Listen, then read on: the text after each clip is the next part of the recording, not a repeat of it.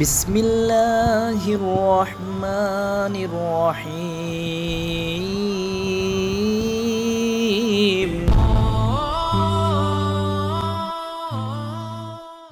আসসালামু আলাইকুম। সমস্ত প্রশংসা আল্লাহ তাআলার জন্য। সিরাজ টেক ফেসবুক পেজ এবং ইউটিউব চ্যানেলের পক্ষ থেকে আপনাদের সবাইকে স্বাগতম। তো বন্ধুরা, আজকে আমরা একটা ডুপ্লেক্স বাড়ি নিয়ে আলোচনা করব।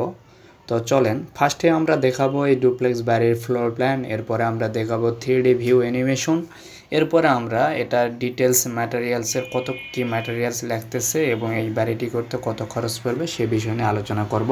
তো চলেন তাহলে আমরা মূল ভিডিওতে চলে যাই।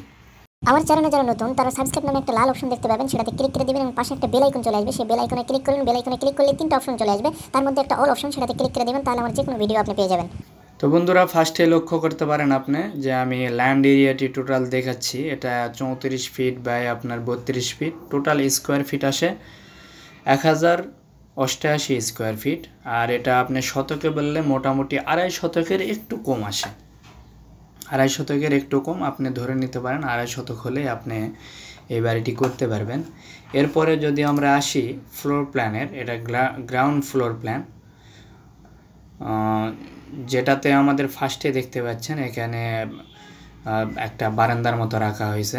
এরপরে ভিতরে প্রবেশ করার পর লিভিং রুমের সাইড দিয়েও কিন্তু একটা বারান্দা রয়েছে। এই পাশে একটা বেডরুমের সাথে বারান্দা প্লাস অ্যাটাচ টয়লেট। এরপরে ভিতরে প্রবেশ করার পরে ডাইনিং রুমের সাথে এই সাইডে কিচেন রুম দিয়ে কিন্তু এই পাশে বাইর হওয়ার রাস্তা একটা রয়েছে। এরপরে রয়েছে একটা বেডরুম, সিঁড়ির এই পাশে একটা বেডরুম। তো দুইটা বেডরুমের সাথে অ্যাটাচ টয়লেট দেওয়া হয়েছে, আর একটা বেডরুমের সাথে অ্যাটাচ না, সিঁড়ির নিচে একটা কমন টয়লেট দেওয়া হয়েছে। এটা হচ্ছে আমাদের গ্রাউন্ড ফ্লোরের ডিটেলস। এরপরে আমরা যদি আসি ফার্স্ট ফ্লোরে, তো এটাতে দেখা যাচ্ছে আরেকটা এরকম একটা বারান্দা রাখা হয়েছে, যেটা 3D ভিউতে অনেক সুন্দর দেখতে পাবেন। এরপরে বেডরুম দুই পাশে দুটো রাখা হয়েছে, দুই পাশে দুটার সাথে কিন্তু বারান্দা রয়েছে। আর উপরে আপনার দিকে সিঁড়ির দুই সাইডে দুটো বেডরুম, দুটাতেই বারান্দা রয়েছে। বাট একটা বেডরুমের সাথে অ্যাটাচ টয়লেট আর একটা কমন টয়লেট দেওয়া রয়েছে, আর একটা ফ্যামিলি লিভিং রুম রাখা হয়েছে।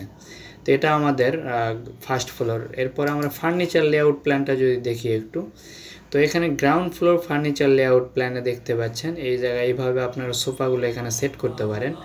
এটা আপনার বেড এইভাবে সেট করতে পারেন। এটা হচ্ছে বাথরুম, এগুলো দেখতে পাচ্ছেন। ডাইনিং টেবিল এখানে রাখতে পারেন। তো এইভাবে এগুলো রাখা হয়েছে। বেসিন এখানে সেট করতে পারেন। এটা হচ্ছে সিঁড়ির নিচে একটা টয়লেট দেখানো হয়েছে।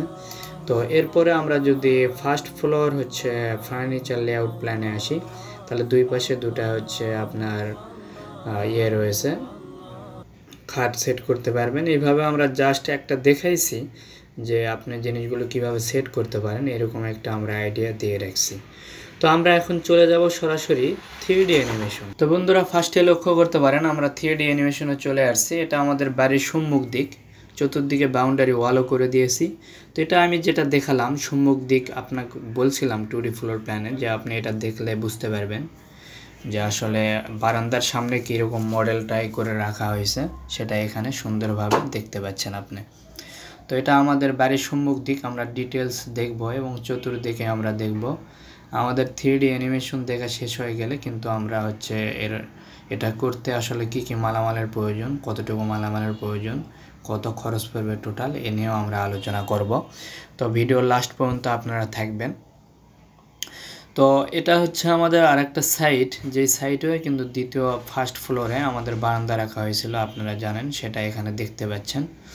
এরপরে পিছন সাইডে কোনো ডিজাইন করা হয় নাই, কারণ এটা একদম পিছনে থাকবে, মানুষ এই দিকে তাকায় না। যত ডিজাইন করবেন আপনি তত খরচ বেশি।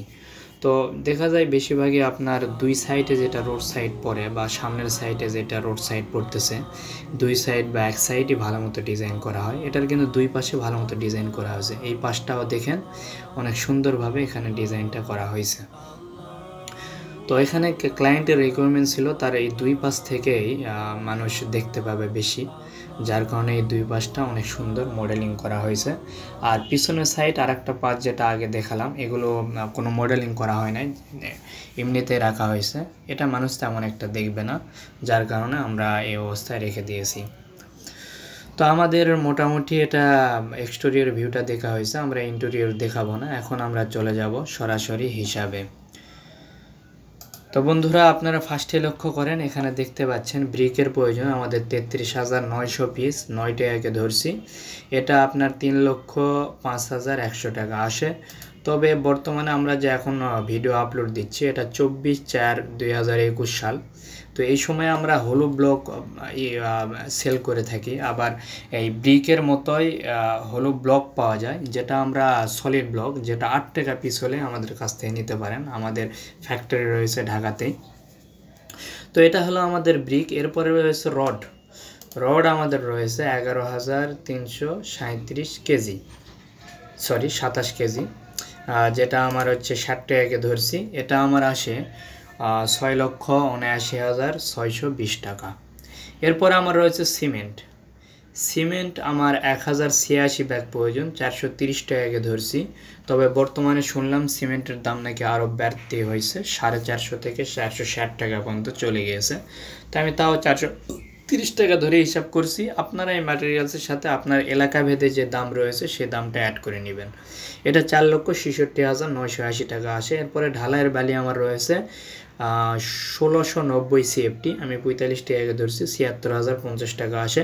এরপরে গাঁথনির বালি 1600 CFT, 35 টাকাকে ধরছি, 56,000 টাকা আসে। এরপরে ইটের খোয়া আমার প্রয়োজন 3390 CFT, আমি 90 টাকাকে ধরছি, এটা 3,05,100 টাকা আসে। আর আপনি যদি ব্রিক কিনে ইটের খোয়া করতে চান, সেই ক্ষেত্রে আপনার 30,818 পিসের মতো ব্রিক প্রয়োজন। এরপরে লেবার চার্জ, মজুরি যেটা, এটা হচ্ছে আমার 2176 স্কোয়ার ফিট হয়ে থাকে 2টা ফ্লোরে। আমি এটা 260 টাকাকে ধরে নিয়েছি। এর মধ্যে মোটামুটি করতে পারবেন। তবে আরও ভালো মানের যদি মিস্ত্রি লেবার দিয়ে করেন, আরও হয়তো বা তারা বেশি একটু টাকা নিতে পারে আপনার কাছ থেকে। তো এটা আমার 5,65,760 টাকা আসে। এরপরে মাটি কাটা আমার কাজ রয়েছে 3,000 CFTর মতো মাটি কাটা লাগতে পারে, অথবা এর একটু কম লাগবে, 2,000 থেকে 3,000 CFT। তো এটা আমার হচ্ছে 8 টাকা ধরছি আমি, এটা 24,000 টাকা আসে। আদার্স কস্ট, অন্যান্য খরচ আমি ধরছি 5 লক্ষ টাকা। এই খরচের মধ্যে আপনার দরজা, জানালা, ইলেকট্রিক লাইন, প্লাম্বিং লাইন এবং হচ্ছে বাথরুমের UPVC PVC মিরর, এগুলো আপনি কিনতে পারবেন। যদি নর্মাল ম্যাটেরিয়ালসের ভিতর নেন তাহলে এগুলো আপনি এই টাকার ভিতরে কিনতে পারবেন।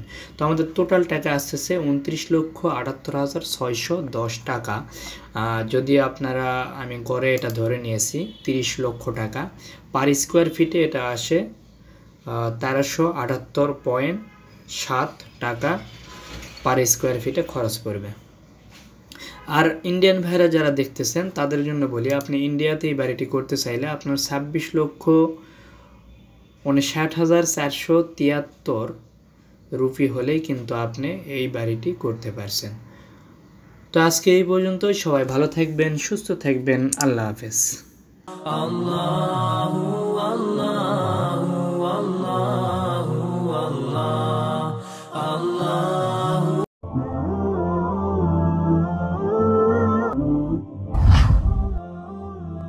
جزاك الله خيرا.